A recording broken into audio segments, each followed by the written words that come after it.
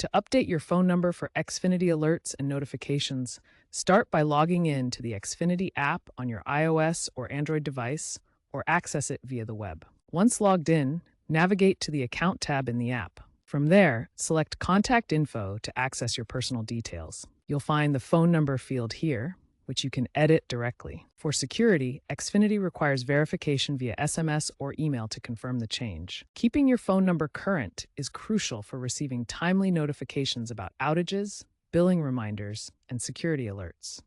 This ensures uninterrupted service and better account management.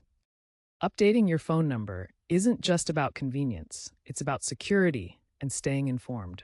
Your phone number is linked to Xfinity's alert system, which sends SMS and push notifications for critical updates. Xfinity complies with FCC regulations and encrypts your data to protect your privacy. Looking ahead, Xfinity is moving towards AI personalized notifications. In the future, expect deeper integration with smart home devices and potential biometric authentication for added security. By keeping your contact info up to date, you ensure you're part of a secure and seamless Xfinity experience. Always refer to the official Xfinity app or website for the latest steps, as processes may evolve.